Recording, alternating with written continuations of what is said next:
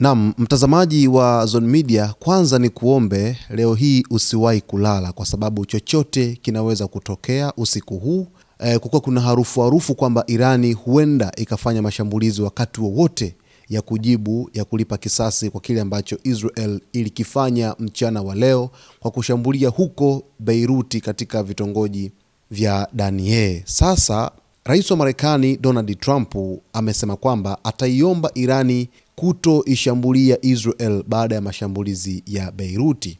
Taarifa inasema Rais wa Marekani Donald Trump amesema ataiomba Irani kutochukua hatua za kulipiza kisasi dhidi ya Israel kufuatia mashambulizi makubwa yaliyofanywa na jeshi la Israel katika mji mkuu wa Lebanoni, Beiruti, leo hii.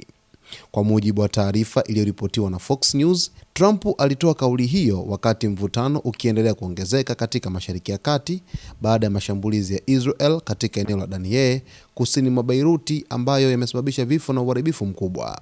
Kauli ya Trump inakuja saa chache baada ya Iran kuonya kuwa jibu kali linakuja dhidi ya Israel. Mkuu wa kamati ya usalama ya kitaifa ya bunge la Iran, Ebrahim Aziz, aliishutumu Israel kwa kile alichokiita uhalifu dhidi ya Lebanon na kuashiria kuwa Tehran inaweza kuchukua hatua za kujibu mashambulizi hayo. Hali hiyo imeongeza hofu ya kuzuka kwa mzozo mpana zaidi katika eneo hilo, huku Marekani ikionekana kujaribu kuzuia hatua yoyote ya kijeshi kutoka Iran ambayo inaweza kuongeza hatari ya vita vya kikanda.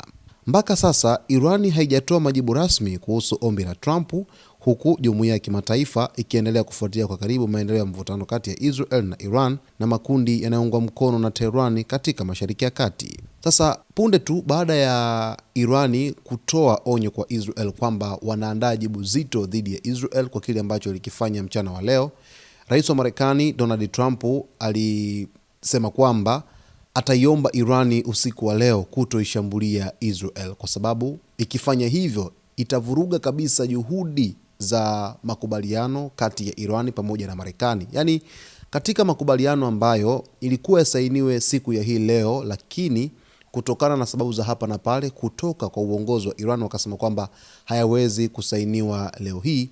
Makubaliano hayo yalikuwa yamefika, yani tuseme ni 99.9%.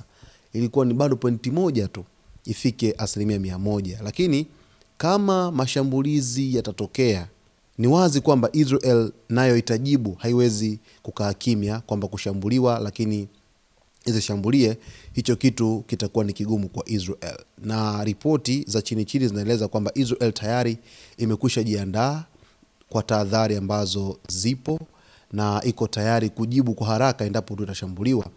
Kupitia tovuti moja ya Jewish Breaking News imetoa picha ya satellite ikionyesha kwamba Irani tayari imekwisha anza kufunga anga lake kwa hivi sasa, huku ikijiandaa kufanya mashambulizi. Lakini pia kufunga kwa anga yao itasaidia namna gani ya kuona makombora ambayo au ndege za kivita kutoka nchini Israel zikiingia Irani kufanya mashambulizi. Hivyo itakuwa ni rahisi kidogo kwa kukabiliana nazo.